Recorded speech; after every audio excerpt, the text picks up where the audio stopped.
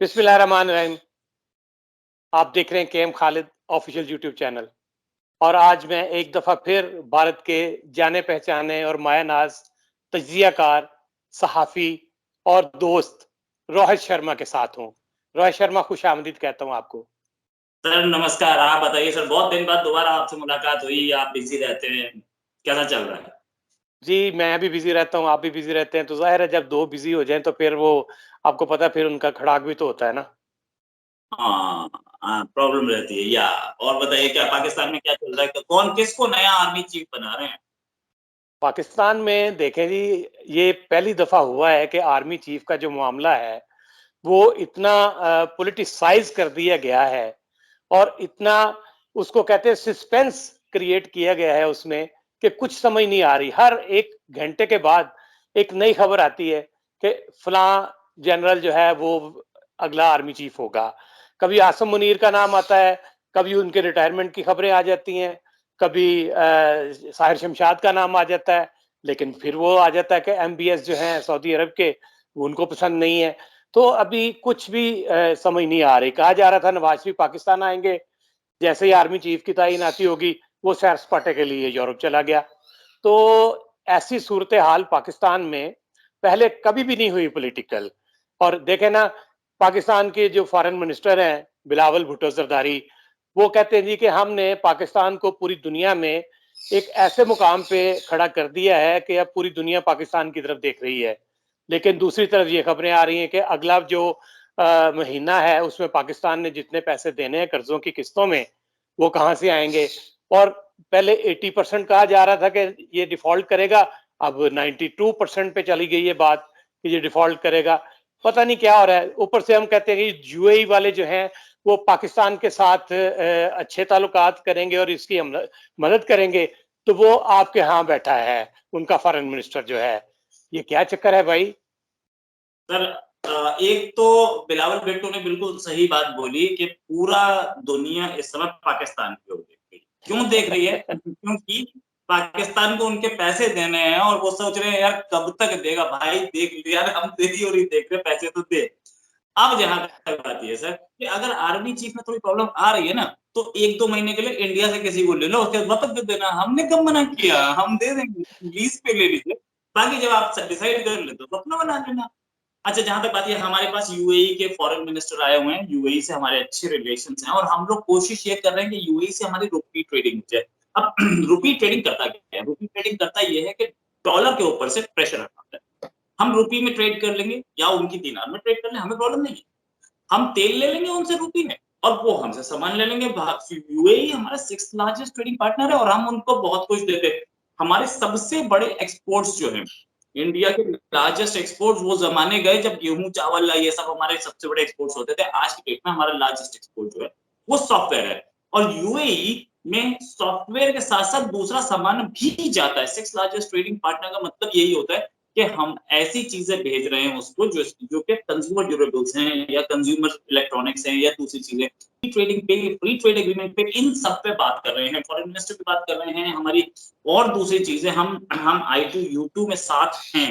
तो डिफेंस की बात भी हो रही होगी और स्ट्रेटेजिकली इम्पोर्टेंट चीज़ों की बात भी हो रही होगी। जयशंकर साहब के साथ मीटिंग है, 2 दिन की ये इनकी विज़िट है और 2 दिन के विज़िट के बाद कुछ चीज़ें सामने आएँगी, हालाँकि सब कुछ सामने भले ही ना आए, लेकिन I2U2 में हमारा साथ होने से हमें हमें हम स्ट्रेटेजिकली इम्पोर्टेंट कंट्री से बात कर रहे हैं, जो कि हमारा एलआई भी है। अब ये बताइए ना कि इस वक़्त हम क्लेम कर रहे हैं कि यूएई हमारा सबसे करीबी दोस्त है और इस वक़्त पाकिस्तान कर्ज़ों में फँसा हुआ है और उसकी तारीखें आ रही हैं कर्ज़ों की किस्तें देने की, और वो भारत जा रहा है, भारत बल्कि चला गया। तो क्या पाकिस्तान के ताल्लुकात यूएई से ज़्यादा बेहतर हैं या आपके? और इनको अगर आप कहें कि भारत के ज़्यादा बेहतर है, जिस तरह आपने बताया कि एक्सपोर्ट आप करते हैं सॉफ्टवेयर का और आईटी के शोबे में आप उसके साथ एक बहुत बड़ा एली हैं वो आपका, तो पाकिस्तान के साथ उसके ताल्लुकात जो हैं, वो आप कैसे देखते हैं? भारत के बेहतर देखते हैं या पाकिस्तान के बेहतर देखते हैं? सर, पाकिस्तान मोहल्ले का वो आदमी है जो कि सबको भाई मानता है, लेकिन उसे कोई भाई नहीं मानता है। प्रॉब्लम ये है, आपके प्राइम मिनिस्टर आपका एक ही भाई है, जहाँ आपके प्राइम मिनिस्टर अब पहुँचने वाले होंगे या पहुँच चुके होंगे, टर्की। बाकी कोई नहीं दिख रहा। UAE Indian side of Kashmir में इन्वेस्टमेंट कर रहा है, और अगर इंडियन साइड ऑफ कश्मीर में इन्वेस्टमेंट कर रहा है तो कश्मीर में इंडियन स्टैंड को सपोर्ट कर रहा है, इंडियन स्टैंड ऑन कश्मीर। और तो आप समझ ही लीजिए बहुत अच्छा दोस्त होगा यूएई आपका। हाँ, अच्छी दोस्ती आपने वहां निभाई कि आप इसको साथ लेके चले गए एफएटीएफ की ग्रे लिस्ट में टर्की को, और इसको दोनों को साथ लेके गए। खुद तो बाहर आ गए, ये दोनों भी वहीं बैठे हैं। बाकी जो बात ये है कि यूएई या कोई और कंट्री, जब फिफ्थ लार्जेस्ट इकोनॉमी की बात होती है, $3 ट्रिलियन इकोनॉमी की बात होती है, और अगले 5 साल में ये लार्जेस्ट इकोनॉमी बन जाएगी, उसके साथ एक बड़ी पावर के साथ डील करना है। और आपको पता है कि आप बहुत सारा सामान वहां बेच सकते हैं, और वहां से बहुत सारा सामान आपके पास आ सकता है। फ्री ट्रेड एग्रीमेंट में आपको बहुत कुछ मिल सकता है। पावर या बोलिए कि पावर प्रोजेक्शन, या ये बोलिए कि डिफेंस पावर प्रोजेक्शन में इंडिया आगे है, और इंडिया इंडिजिनाइजेशन की ओर जा रहा है। इंडिया का जो प्लेन है तेजस, और इंडिया के मिसाइल्स हम लोग बहुत सारे कंट्रीज को दे रहे हैं। यूएई इंटरेस्ट दिखा चुका है, और हम लोग भी इसमें बहुत इंटरेस्टेड हैं कि हम उनसे अच्छे रिलेशंस रहे। तो यूएई पाकिस्तान को उम्मा बताए कि पाकिस्तान, हम मुस्लिम उम्मा के लोग हैं या कुछ हो जो बोले, फैक्ट रिमेंस के यूएई का इंडिया से जो रिलेशंस हैं वो अलग है। और जहां पैसा आता है वहां पाकिस्तान भी ना उम्मा की सुनता है, ना उम्मा पाकिस्तान की सुनता है। पैसे के सामने कोई किसी की नहीं सुनता है। वो बेचारे वीगर या उइगुर मुस्लिम जो भी बोलिए, उनकी कोई सुन भी रहा है आज की डेट में? कोई नहीं सुन रहा है। क्यों नहीं सुन रहा है भाई? क्योंकि पैसा चाइना से आता है। तो ऐसे ही पैसे के लिए एक मुसलमान कंट्री दूसरे मुसलमान को छोड़ रहा है, और पैसे के लिए ऑर्गेनाइजेशन ऑफ इस्लामिक कंट्रीज में बहुत कुछ बोला जाता है, लेकिन बाहर निकल के बाकी सारे कंट्रीज अपनी लैंग्वेज चेंज कर लेते हैं, इंडिया भाई बन जाता है। तो ये सारी चीजें सोचने वाली बात है। यूएई के फॉरेन मिनिस्टर, आपके दूसरे कंट्रीज जो सेंट्रल एशिया के थे, जब आपने ओआईसी की समिट बुलाई थी, तो सेंट्रल एशिया के 5 कंट्री तो इंडिया में बैठे थे। ओआईसी की समिट ही पाकिस्तान इस्लामाबाद में हो रही थी, तब 5 कंट्री यहाँ बैठे थे, वो भी तो मुस्लिम थे। तो ऐसे आप मजहब की बुनियाद पे अगर बोले कि वो कंट्री हमारा साथ देगा, तो आई डोंट थिंक, क्योंकि मॉरिटानिया भी एक मुस्लिम कंट्री है, और दूसरे मुस्लिम कंट्रीज हैं वर्ल्ड में जिनका शायद कोई साथ नहीं दे रहा है। अफ्रीका के और कंट्रीज, सोमालिया भी है, और उसके साथ के कुछ छोटे छोटे कंट्रीज हैं जो कि मुस्लिम कंट्री हैं, लेकिन उनको कोई हेल्प नहीं करने वाला है। तो यहाँ यहाँ इस्लाम नहीं चलेगा। इस्लाम का नारा जिहाद तक सीमित रहता है, जिहाद तक लिमिटेड रहता है, उससे आगे नहीं है। इंटरनेशनल रिलेशंस एक बिल्कुल डिफरेंट टॉपिक है। इसमें इस्लाम कुछ नहीं कर सकता, इसमें जिहाद कुछ नहीं कर सकता। इलेक्शन लड़ने के लिए इस्लाम और हिंदुइज्म दोनों का यूज हो सकता है, लेकिन इंटरनेशनल रिलेशंस के लिए मोदी भी वहां पे कभी हिंदुइज्म का नारा नहीं लगाते। मोदी को भी एक्चुअल ऑन ग्राउंड काम करना पड़ता है, और जयशंकर जैसे मिनिस्टर को लाना पड़ता है, जो कि करियर डिप्लोमेट है, और उन्होंने बहुत अच्छा काम किया इसमें, नो डाउट अबाउट इट। इसकी जयशंकर की और मोदी की तारीफ तो आप पाकिस्तानी पॉलिटिशियंस कर रहे हैं, तो मैं क्या उनकी बताऊं। तो ये बात आपको समझनी पड़ेगी कि कुछ कुछ एक्टिव और कुछ उस जिस पिछले 40 साल से पाकिस्तान जिस इस्लाम के पीछे चल रहा है, उससे हटके थोड़ी तरक्की की बात की जाए, जो कि आपके प्राइम मिनिस्टर ने अभी कुछ दिन पहले स्पीच में बोला था कि इंडिया की तरह हमें आगे बढ़ना पड़ेगा, सॉफ्टवेयर पे काम करना पड़ेगा, दूसरी चीजों पे काम करना पड़ेगा। अगर वो कर सकते हैं तो ठीक है, अदरवाइज मुझे तो नहीं लगता पाकिस्तान के साथ अब कुछ टाइम बाद टर्की भी रहती। हम आपने देखा होगा कि पाकिस्तान के प्राइम मिनिस्टर कोई भी हो, वो मिसालें देता है हमेशा भारत की। इमरान खान भी भारत की मिसालें देते रहे हैं, नवाज शरीफ भी देते रहे हैं, बेनज़ीर भी देती रही है, और अब शहबाज शरीफ भी भारत की मिसालें देते हैं कि भारत फलां शोबे में बहुत आगे है, हमें भी ऐसा ही करना है। लेकिन ताल्लुकात तो हम अच्छे कर नहीं सकते, तो फिर हम भारत की मिसालें क्यों देते हैं? क्या कभी भारत ने भी पाकिस्तान की मिसाल दी है किसी शोबे में? बिल्कुल दिए, बहुत बार दिए। हमारे सारे मिनिस्टर्स और सारे के सारे, हमारे यहाँ तक प्राइम मिनिस्टर मोदी भी कई बार बोल चुके हैं इंडियंस को कि भाई ठीक से काम करो, मेहनत करो, वरना पाकिस्तान जैसे बन जाओगे। तो ये हुआ है, ऐसा नहीं। तो मिसाल दी गई है, डोंट वरी। और कई बार ऐसा बोला गया है कि हम इस्लामिक हार्डलाइन से चलेंगे, या जो सरतन से जुदा की जो काम चल रहे हैं, या पीएफआई जो कर रही है, क्या ये सब करके हमें पाकिस्तान बनना है? बहुत बार बोला गया, देयर इज नो प्रॉब्लम। लेकिन हम लोगों ने तरक्की मॉडल और वो जैसे बोलते हैं कि प्रोग्रेस के मॉडल जब हमने देखा है, तो हमारे सामने मिसाल दूसरी रही हैं, यूरोपियन कंट्रीज रही हैं, जापान रहा है, जर्मनी रहा है, अमेरिका रहा है, इवन हम चाइना से भी कई जगह इंस्पिरेशन लेते रहे हैं कि चाइना ने कैसा स्पोरेडिक राइज दिया। हमारे इस राइज के पीछे चाइना की जो पॉलिसी थी ओपन अप करने की, वो पॉलिसी हमने की, लेकिन हाँ, हम 10 साल पीछे ज़रूर थे चाइना से ओपन अप करने में, तो इसलिए हम प्रॉब्लम में आए। उससे पीछे लेकिन जिस तरीके का स्पोरेडिक राइज हमने देखा है, जिस तरीके का फास्ट राइज हमने देखा, और अब हम सेमीकंडक्टर्स में जो हमारा अप्रोच दिख रहा है, 1000 करोड़ के इन्वेस्टमेंट आई है सेमीकंडक्टर में, वो बोल रहे हैं अगर सेमीकंडक्टर्स भारत के पास, इंडिया के पास आ जाते हैं, देन ये 5 ट्रिलियन इकोनॉमी बहुत दूर नहीं। अभी आपके यहाँ एक कॉन्फ्रेंस हुई है 2 दिन के लिए, नो मनी फॉर टेरर, शायद मैं यही नाम था उसका। तो इसमें पाकिस्तान को क्यों नहीं बुलाया गया? अब वो हमारे फॉरेन मिनिस्टर का उसमें एक स्टेटमेंट था कि पाकिस्तान में एनजीओज के फेक एनजीओज बना के टेरर में पैसा डाला जा रहा है, उसी कंट्री को बुला के हम क्या समझा सकते थे, और पाकिस्तान समझ जाएगा। वैसे तो पाकिस्तान में एक एंटी टेरर एक यूनिट भी है और एटीएस एंटी टेरर स्क्वाड्स भी हैं, और वो एंटी टेरर स्क्वाड्स करती क्या हैं पता नहीं, कुछ करती तो होंगी ऑफ कोर्स, ऐसे तो फ्री में तनख्वाह नहीं ले रहे होंगे, लेकिन क्या करती है हमें नहीं पता। जब वहां पे अजहर मसूद खुला घूमता है और हाफिज सईद खुला घूमता है, तो वो करते क्या हमें पता नहीं है। यूएन डेजिग्नेटेड टेररिस्ट 100 से ऊपर पाकिस्तान में खुलेआम घूम रहे हैं, और 150 से ऊपर ऑर्गेनाइजेशंस वहां पे खुलेआम ऑपरेट कर रही हैं। यूएन डेजिग्नेटेड, इंडिया ने डेजिग्नेटेड नहीं, इंडियन डेजिग्नेटेड की बात नहीं कर रहा हूँ। अगर वहां पे यूएन डेजिग्नेटेड ऑर्गेनाइजेशंस काम कर रही हैं, यूएन डेजिग्नेटेड टेररिस्ट काम कर रहे हैं खुले में, तो एंटी टेरर और इंडिया कोई किसी भी तरीके की टेरर एक समिट पाकिस्तान बुलाने में मायने रखता है, या उनको बुलाने का कोई फायदा होगा, मुझे इस पे शक है। तो क्या भारत डरता है पाकिस्तान के इन दहशतगर्दों से और इन दहशतगर्द तंजीमों से?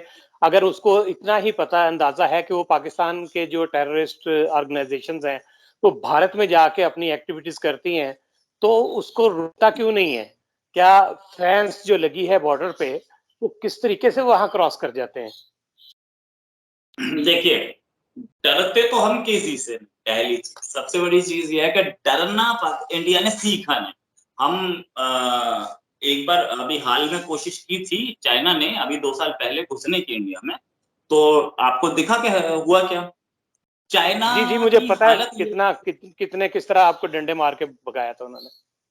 बिल्कुल बिल्कुल बिल्कुल, चाइना की हालत ये हो गई, बेचारा अपनी कैजुअलिटी छुपाता घूमा, और उसके बाद जब उसके ऊपर बहुत ज्यादा प्रेशर पड़ा, तब उसने एक्सेप्ट किया हाँ हमारे भी लोग मारे गए हैं। पहले तो उसने एक्सेप्ट ही नहीं किया, और उसके बाद एक्सेप्ट किया कि हाँ हमारे लोग मारे गए। अच्छा, और फिर ये कि कितने मारे गए अब तक उसने क्लैरिटी नहीं दी। उसके बाद से आज तक वो 2 साल हो चुके, उसकी हिम्मत नहीं हुई है तो वो घुस जाए अंदर। तो हम जब चाइना से, मतलब पाकिस्तान के पापा से नहीं डरते, तो हम क्यों डरेंगे इनसे? अच्छा, यहाँ पे चाइना पे हम और भी आपको बता सकते हैं आगे चल के। चाइना के खिलाफ हमने कितनी बार वोट किया, और चाइना को के खिलाफ हमने कहाँ-कहाँ वोट किया। ताइवान का एक डेलीगेशन अभी पिछले महीने न्यू दिल्ली में बैठा था। ताइवान पे बहुत टची है चाइना, धमकी भी देता था। और हमने स्पेशली ताइवान का डेलीगेशन बुलाया, आओ हमसे बात करो। वन चाइना पॉलिसी पे भी अब हमारा स्टैंड चेंज होता दिख रहा है। अब पाकिस्तान से बात करते हैं, हम पाकिस्तान से डरते नहीं है, पाकिस्तान हर बार ये काम करता है। इतनी सारी तंजीमें बना रखी हैं, जरा ये देखिए पाकिस्तान के कितने टेरर अटैक अब हो रहे हैं इंडिया में। क्या हमारी हमारी एजेंसी उन सबको अटैक होने से पहले पकड़ नहीं लेती हैं?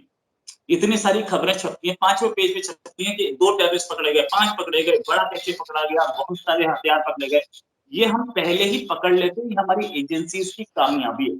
जहाँ तक बात की हमने फेंसिंग लगा रखी है और बहुत कुछ लगा रखा है, तो फेंसिंग वगैरह और आर्मी लगी हुई है, तब भी टेररिस्ट कैसे आ जाते हैं? तो सर ये बात तो मैं भी पाकिस्तानी से बहुत टाइम से पूछ रहा हूँ कि अफगानिस्तान से इंडिया कैसे भेजता है, लेकिन मेरे को जवाब नहीं मिला, क्योंकि वहाँ पे भी फेंसिंग लगी हुई है, आर्मी वहाँ पे भी लगी पाकिस्तानी। इतना स्कोप है भारत के पास तरक्की करने का आईटी के शोबे में और दूसरे शोबों में, लेकिन हमसायों के साथ ताल्लुकात अभी तक वो बेहतर नहीं बना सका। अफगानिस्तान हो, नेपाल हो, बांग्लादेश हो, पाकिस्तान हो, चाइना हो, इसके बावजूद इन लोगों के साथ आपके जो ट्रेड रिलेशन है स्वाय पाकिस्तान के, वो बेहतर हैं, पाकिस्तान के साथ क्यों नहीं बेहतर हो रहे? ये आपने हमारे सारे नेबरिंग से अच्छे हैं ये मान रहे हैं? सिर्फ ट्रेड रिलेशंस बेहतर हैं, लेकिन इल्ज़ामात और टेररिज्म का जो सिलसिला है, ये भारत हर एक पे इल्ज़ाम लगाता है। पाकिस्तान के साथ कोई ताल्लुकात नहीं, पूरी जितने भी हमसाए हैं, सबके साथ ट्रेड रिलेशन अच्छे हैं। पाकिस्तान के साथ भी होने चाहिए ना। 4 दिन बाद 26 नवंबर को इसरो एक सैटेलाइट पीएसएलवी C-54 भेजेगा। पीएसएलवी C-54 जिसमें भूटान का एक सैटेलाइट हम डाल, ये ट्रेड रिलेशंस में नहीं आता। सार्क को एक सैटेलाइट हमने दिया, ये ट्रेड रिलेशंस में नहीं आता। सार्क उसका यूज करता है। बांग्लादेश सॉरी श्रीलंका जब क्राइसिस में आया था तो इंडिया ने उसको आटा दाल चावल दिया, ये ट्रेड रिलेशन में नहीं आता है। नेपाल तो हम इतना सपोर्ट करते हैं, नेपाल को हमने वैक्सीन दी सबको, बांग्लादेश को वैक्सीन दी, अरे ट्रेड रिलेशन में नहीं था। हमारे दूसरे रिलेशंस भी अच्छे हैं और वो हमसे उनसे रिलेशन चलते रहते हैं। अब जहां तक बात है पाकिस्तान से, यार पाकिस्तान को हमने एक चीज बोली है बस कि आप ये टेरर बंद करो, हम बाकी सब कुछ करते हैं। टेरर बंद करेगा तब ना जब यहाँ पे अब वो कैमोफ्लेज करके या ये झूठ बोल के कि हम तो नहीं जानते किसने भेजा है, वो चाकू भी मार देता है, उसके बाद बोलता है हम नहीं जानते किसने भेजा है। तो यार अब पाकिस्तान ये चीज खुद ही अपने कंट्री में झेल रहा है, तो फिर हम इसमें हम कुछ नहीं कर सकते। Terror and talks can not go together, और मैं नहीं चाहूंगा, मैं नहीं चाहूंगा, पर्सनली भी नहीं चाहूंगा कि टेरर एंड टॉक्स दोबारा साथ साथ चले। टेरर खत्म हो जाए, हम बातचीत कर सकते हैं और बहुत कुछ कर सकते हैं। भारत हमेशा ये इल्ज़ाम लगाता रहेगा और लगाता भी रहा है कि पाकिस्तान दहशतगर्दी जो है वो ख़त्म करने के लिए कोई काम नहीं करता और कोई इक़दामात नहीं करता। ये इल्ज़ामात आइंदा भी चलते रहेंगे।